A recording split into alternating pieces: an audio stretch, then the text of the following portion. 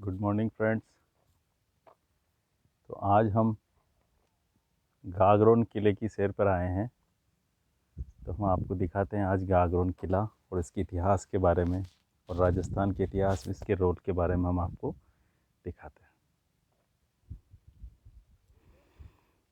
हाँ तो दोस्तों, ये देखिए आप कि ये जो आपको सामने रास्ता दिख रहा है ये आता है झालावाड़ से। कोलाना हवाई पट्टी के पास ये रास्ता आता है और हम राइट साइड मुड़ते हैं तो आपको वहाँ दूर एक मंदिर दिख रहा होगा।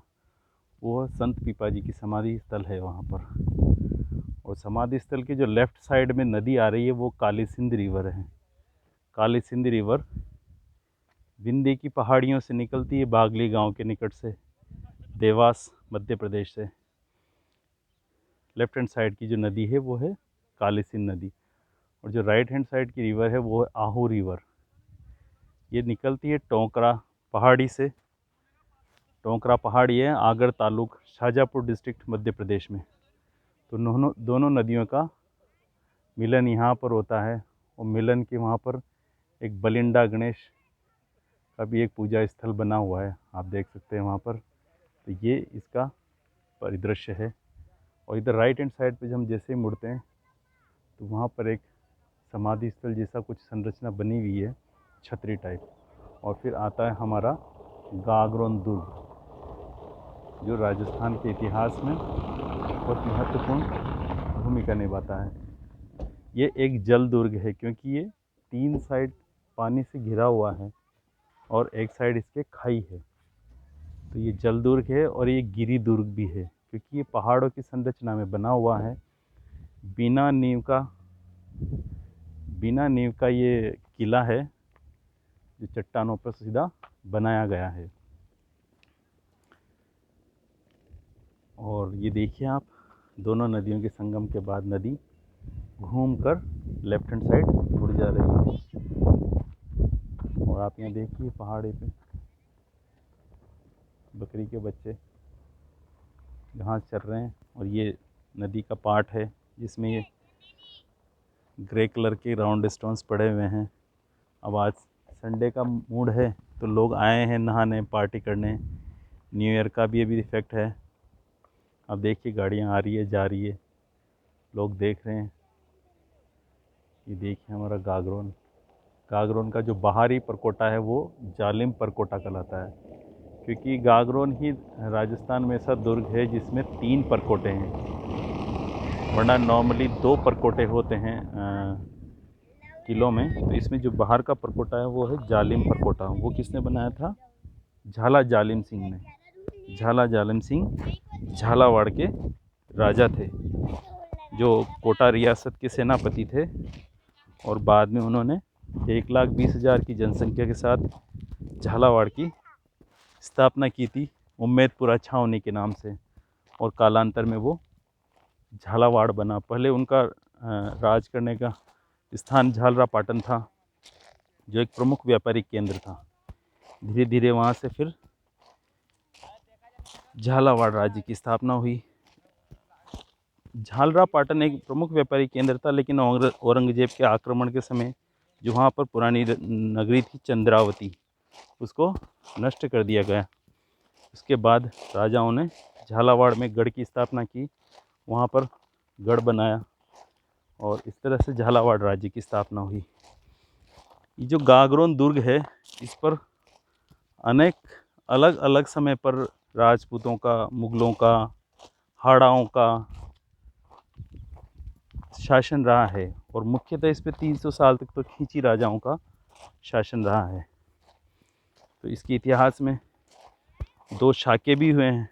शाके आप समझ सकते हैं, जो महिलाएं अग्नि में स्वयं जला लेती स्वयं को, उसको बोलते हैं हम जोहर। वो शत्रु के हाथ में नहीं पड़ना चाहती है तो उसको बोलते हैं हम जोहर। और जो पुरुष होते हैं युद्ध में वीरगति को प्राप्त हो जाते हैं उसको बोलते हैं हम केसरिया। तो केसरिया और शाका जब होता है, दोनों कंबाइंड होते हैं तो केसरिया और जौहर दोनों कंबाइंड होने के बाद उसको बोलते हैं हम शाका। तो गागरोन के दुर्ग में 2 शाके हुए हैं, उसका डिटेल हम बाद में देखेंगे। तो अभी आप देख सकते हैं मुकंदरा की पहाड़ी है जल से इसको घेर रखा है नदियों ने। भारत में 3 मुख्यतः जल दुर्ग हैं, जिसमें प्रथम है वेल्लोर, वेल्लोर का जल दुर्ग है। और दूसरे स्थान पर उत्तर भारत में हमारे राजस्थान में गागरोन का नाम प्रमुखतः आता है। तो गागरोन भी एक जल दुर्ग है और गिरी दुर्ग भी है। और एक और चित्तौड़ के पास चंबल नदी में भैंसरोडगढ़ दुर्ग है, वो भी जल दुर्ग की श्रेणी में आता है। लेकिन जो अच्छी तरह डेफिनेशन में फिट बैठता है वो है हमारा गागरोन दुर्ग। आपने गागरोन दुर्ग को हमेशा अंदर से देखा होगा, बाहर से इतना इधर नदी के पार्ट में आकर नहीं देखा होगा। तो मैं आपको आज नदी के पार्ट से इस साइड से दिखाते हैं हम, फिर बाद में अंदर चलेंगे। तो गागरोन के इतिहास को देखते हैं हम। इतिहास में सर्वप्रथम इसका नामकरण देखते हैं। तो इसका नामकरण राजा देवन सिंह ने, इसका गागरोन नाम इसको देवन सिंह ने दिया है। और शुरू में इसकी स्थापना राजा बीजल देव ने की थी 1150 के आसपास बीजल देव ने इसकी स्थापना की थी किले की। अब आप देखिए खड़ी चट्टानें, जो खड़ी चट्टानें हैं नदी ने इनको काट कर सपाट कर दिया है। अब देखिए यहाँ कितना साफ पानी है। लोग यहाँ आते हैं, खाना वाना बनाते हैं, पिकनिक पार्टी करते हैं, एंजॉय करते हैं, स्ट्रेस से फ्री होते हैं और घर चले जाते हैं। देखिए आप यहाँ से किला देखिए, कितना शांत पानी है। और किला, एक गेट इसका आप देख सकते हैं वहाँ पर, शायद एक गेट नदी की तरफ भी खुलता है। और यहाँ पास ही रानियों के नहाने का एक बावड़ी भी है। तो एक गेट तो इसका साउथ साइड में है और एक गेट नदी की साइड में। ये देखिए आप, कोई नींव नहीं है, सीधी चट्टानों पर पहाड़ को किले को बनाया गया है। और ये किला इस तरह से बनाया गया है कि इसको आप दूर से नहीं देख सकते हैं, इसको पास आने पर ही ये दिखता है। तो ये इसकी खासियत है कि दुश्मन पता नहीं लगा सकता कि कहाँ पर किला बना हुआ है। ये देखिए, ये पुल है, ये गागरोन से डायरेक्ट उधर खानपुर वाले रूट पर जाने के लिए। चलते हैं हम इसको किनारे किनारे तो दिखाते हैं नदी।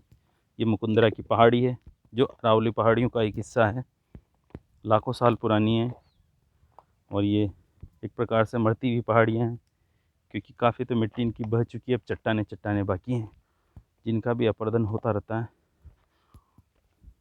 ये देखिए, ये इधर चंगेरी गांव है, चंगेरी गांव है यहाँ पर।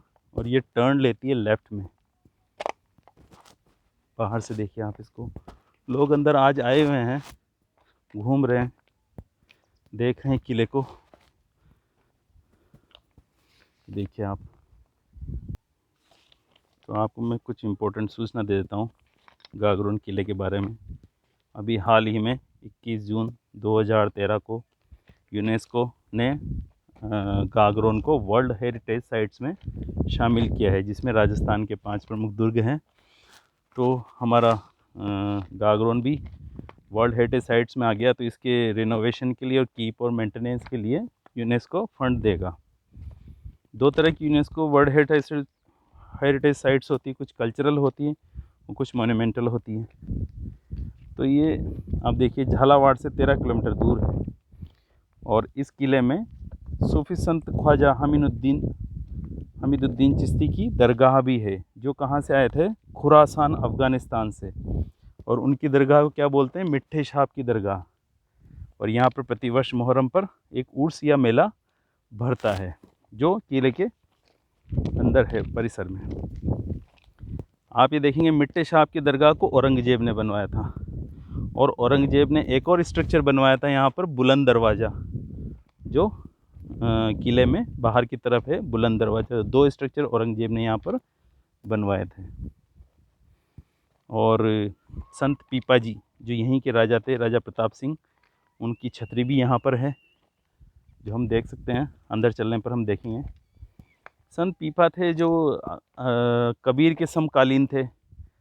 पहले वो वैष्णव धर्म में उन्होंने दीक्षा ग्रहण की काशी जाकर, संत पीपा और उनकी वाइफ सीता जी ने।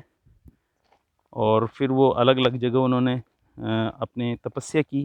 जैसे टोंक में उनकी एक गुफ़ा बनी हुई है, और बाड़मेर के समदड़ी गांव में उनका एक मंदिर भी बना हुआ है। और पीपा जी की समाधि वहाँ पर देख सकते हैं आप।